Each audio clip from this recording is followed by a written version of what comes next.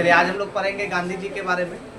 गांधी जी का जन्म, गांधी जी के एजुकेशन के बारे में, गांधी जी का क्या फैमिली बैकग्राउंड रहा, गांधी जी के कितने पुत्र रहे और गांधी जी का जो जीवन है मतलब सत्याग्रह या आंदोलन के रूप में कैसे वो दक्षिण अफ्रीका गए, क्या हुआ नहीं हुआ, उसके बाद भारत कैसे आए, इसके बारे में स्पेशली जो मेन मुद्दा है हम लोग का जो टॉपिक है गांधी जी के बारे में रहेगा, गांधी जी से रिलेटेड रहेगा।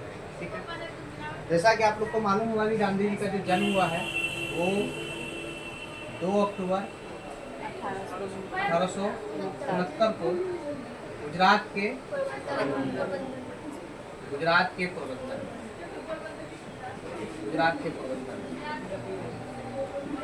गांधी जी का जन्म 2 अक्टूबर 1869 ईस्वी को गुजरात के पोरबंदर में हुआ है। इनके पिता का नाम क्या था? करमचंद गांधी। और माता का नाम क्या था? पुतलीबाई। और बताए थे कि इनके जो पिता थे करमचंद गांधी, वो भी एक क्या थे? वकील ही थे और मतलब दीवान कह सकते हैं और अच्छे खासे थे, मतलब ठीक ठाक और कट्टर हिंदू थे। गांधी जी के जो पिता थे कट्टर हिंदू थे और गांधी जी को वो मतलब वकालत की पढ़ाई करने के लिए बोले थे। और गांधी जी का जो शादी है या गांधी जी का जो विवाह है बोल सकते हैं, गुजरात के एक व्यापारी था, उस व्यापारी के उसकी पुत्री का नाम था कस्तूरबा। गांधी जी का शादी कस्तूरबा के साथ मतलब बाल्यावस्था में ही कह सकते हैं। उस टाइम गांधी जी का एज 13 साल और कस्तूरबा जी का एज कितना था? 14 साल। दोनों का शादी हो गया और करीब 62 साल तक गांधी जी और कस्तूरबा गांधी एक दूसरे के साथ रहे और अंततः 62 साल मतलब साथ रहने के बाद पहले कस्तूरबा गांधी का क्या हो गया? निधन हो गया। ठीक है, ध्यान दीजिए।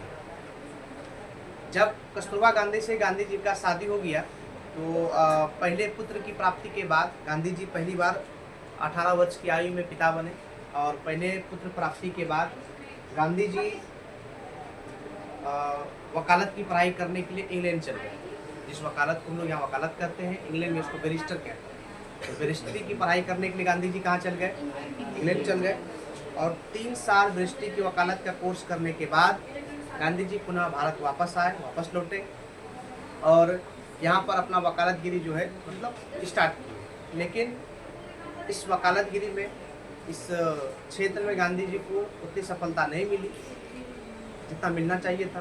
ठीक है, और इसी बीच 1893 ईस्वी में, डेट याद रखेंगे आप लोग, 1893 ईस्वी में एक मुस्लिम व्यापारी थे, मुस्लिम गुजराती व्यापारी थे जिसका व्यापार जो है साउथ अफ्रीका, दक्षिण अफ्रीका में चल रहा था। दक्षिण अफ्रीका में तो जो उसका व्यापार चल रहा था उसी के कुछ सिलसिले में गांधी जी उसी का मैटर लेके कहाँ गए? दक्षिण अफ्रीका गए। ठीक है, 1893 ईस्वी में जब गांधी जी भारत से दक्षिण अफ्रीका 1893 ईस्वी में गए तो गांधी जी ने वहाँ पे बहुत सारे चीज़ों को देखा, ऑब्जर्व किया और उन्होंने पाया कि भारतीयों के साथ यहाँ पे गोरे लोगों के द्वारा यहाँ पे दुर्व्यवहार किया जा रहा है। ठीक है, कुछ दिन के बाद गांधी जी दक्षिण अफ्रीका के एक शहर डरबन से जब प्रिटोरिया जा रहे थे तो डरबन से प्रिटोरिया जाने के क्रम में उन्होंने ट्रेन का मार्ग चुना और ट्रेन से जब उन्होंने टिकट कटाया तो डरबन में ट्रेन में चढ़ने के बाद जब वो प्रिटोरिया जा रहे थे तो रास्ते में, डरबन से प्रिटोरिया के रास्ते में मेरिट्सबर्ग नाम का एक स्टेशन है, वहाँ पे गांधी जी को गोरे लोगों के द्वारा या सिपाही के द्वारा ज़बरदस्ती इसको ट्रेन से धक्का देके उतार दिया गया। उतारने का जब रीजन पूछा गया तो ये बताया गया कि इस ट्रेन में गोरे लोगों के अलावा किसी को भी चढ़ने का कोई अधिकार नहीं है, इसमें कोई भी भारतीय इसमें सफ़र नहीं कर सकते। जो कि मतलब गांधी जी को ये बहुत बड़ा झटका लगा, बहुत बुरा लगा जब इन्होंने इसका पता लगाया। गांधी जी बोले भी कि मेरे पास टिकट भी, हम टिकट कटा है, लेकिन उन्होंने उसके द्वारा कहा गया कि इसमें अंग्रेजों के अलावा, गोरे लोगों के अलावा कोई भी सफ़र नहीं कर सकते या कोई भारतीय सफ़र नहीं कर सकते। वहाँ पर रंग भेद की भी नीति लागू थी और काले लोग का मतलब इस पर जो है कि सफ़र नहीं कर सकते, ये भी बात कही जाती है। तो गांधी जी को ये बात बहुत बुरी लगी और गांधी जी ने इसका निपटारा सोचा और 1894 ईस्वी में गांधी जी ने एक कमेटी में, जिसका नाम था 1894 ईस्वी में, उसका नाम था नटाल इंडियन कांग्रेस। उसका नाम था Natal Indian Congress. Natal Indian Congress क्या था कि दक्षिण अफ्रीका में भारतीयों के साथ जो दुर्व्यवहार हो रहा था, जो गलत व्यवहार हो रहा था, जो बदसलूकी हो रही थी, उसका विरोध करने के लिए, उसका पता लगाने के लिए गांधी जी ने एक कमेटी बनाया, एक लोगों का समूह बनाया। उसका नाम क्या था? नेताल इंडियन कांग्रेस। इसी बीच गांधी जी ने एक आश्रम भी बनाया जिसका नाम था फिनिक्स आश्रम 1904 ईस्वी में, और एक पत्रिका निकाला, इस पत्रिका का नाम था इंडियन ओपिनियन। इसमें गांधी जी के द्वारा, इंडियन ओपिनियन के द्वारा भारतीय लोगों की जो बातें थी उसको जग जाहिर किया जा सके, उसको उजागर किया जा सके। उस पत्रिका का नाम था इंडियन ओपिनियन। ठीक है, गांधी जी के अथक प्रयास से इन चीज़ों को आगे धीरे धीरे प्रयास खत्म करने का प्रयास किया जा रहा था। इसी बीच गांधी जी ने 1909 ईस्वी में एक टोल्स्टॉय फॉर्म का स्थापना किया। टोल्स्टॉय फॉर्म का स्थापना करने के बाद कुछ दिन के बाद गांधी जी ने एक पुस्तक लिखा। वहीं पे था, ये सब सारा मैटर दक्षिण अफ्रीका में हो रहा है। गांधी जी ने एक पुस्तक लिखा जिस पुस्तक का नाम था हिंद स्वराज। हिंद स्वराज 1909 ईस्वी। इन सभी चीज़ों को देखते हुए ये प्रयास हो रहा था, और अंततः 1914 ईस्वी के आसपास 1914 ईस्वी के आसपास लगभग साउथ अफ्रीका में, दक्षिण अफ्रीका में जितने भी ये चीज़ें थी, रंगभेद नीति वगैरह और इस टाइप की जितनी भी चीज़ें थी, वो सब चीज़ों को करीब करीब क्या कर दिया गया? समाप्त कर दिया। जब ये समाप्त हो गया तो गांधी जी ने वहाँ पे ये पाया कि सत्य और अहिंसा के बल पे भी कोई भी काम किया जा सकता है।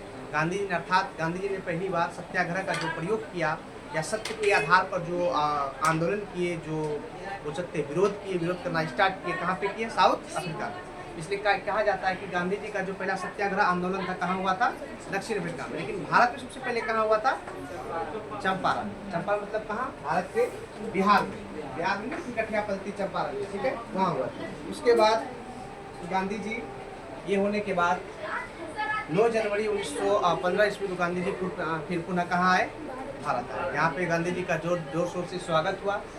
अब तक गांधी जी को लगभग पूरे भारत के आदमी, लगभग पूरे भारत नहीं, लगभग आदमी जान चुके थे कि गांधी नाम का कोई व्यक्ति है, गांधी नाम का कोई ऐसा बंदा है जो वकालत की पढ़ाई किया है, जिसको बहुत नॉलेज है, जो इस सब मैटर को, अंग्रेजों वाले मैटर को अच्छे से सोल्व कर सकता है, सुलझा सकता है। ठीक है, तिनकठिया पद्धति से ग्रसित, तो हम बताते, तिनकठिया पद्धति से ग्रसित बिहार के चंपारण जिले के किसान ग्रसित थे। उन्होंने इस मैटर को एक किसान नेता राजकुमार शुक्ल के माध्यम से गांधी जी के से अवगत कराया, और गांधी जी वहाँ पे आए, और गांधी जी के प्रसाद पर्यंत से, अथक प्रयास से तिनकठिया पद्धति को धीरे धीरे क्या कर दिया गया? समाप्त कर दिया गया। जब तिनकठिया पद्धति को समाप्त किया गया तो लोगों में गांधी जी के प्रति और विश्वास मन में भर गया। इसी बीच जब पता चला लोगों को कि गांधी जी ने तिनकठिया पद्धति को समाप्त कराया, तो अलग अलग लोगों को बात पता चली। और इसी बीच जब ये घटना, तिनकठिया पद्धति के बाद जो समाप्त की घटना रविन्द्रनाथ टैगोर को पता चला, तो रविन्द्रनाथ टैगोर ने उसे महात्मा की उपाधि दी। कौन सी उपाधि दी? महात्मा को। और अलग अलग लोगों ने, मलंग बाबा, बहुत सारे लोगों ने वो दूध कहा, लेकिन आप लोग महात्मा याद रखिए, किसने कहा? रविन्द्रनाथ टैगोर ने कहा। और भी बातें हुई, अहमदाबाद मिल हड़ताल आंदोलन हुआ, खेरा आंदोलन हुआ, सहयोग हुआ, खिलाफत हुआ, ये सब चीज़ें होती हैं। ठीक है, फिलहाल हम लोग जानते थे क्या गांधी जी के बारे में क्या नहीं। 2 अक्टूबर 1923 में क्या हुआ? जन्म हुआ। कहाँ पे? गुजरात के पोरबंदर में। 1893 ईस्वी में कहाँ चल गए? दक्षिण अफ्रीका। वहाँ पे दादा अब्दुल्ला के केस के सिलसिले में गए थे।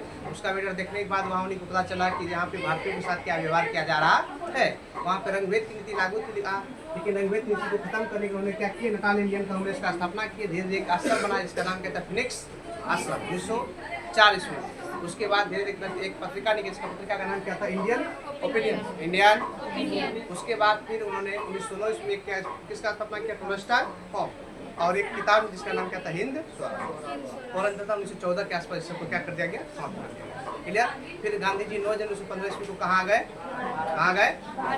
और फिर हम लोग आगे बढ़ेंगे, अब पढ़ेंगे चंपारण के बारे में। ठीक है, थैंक यू।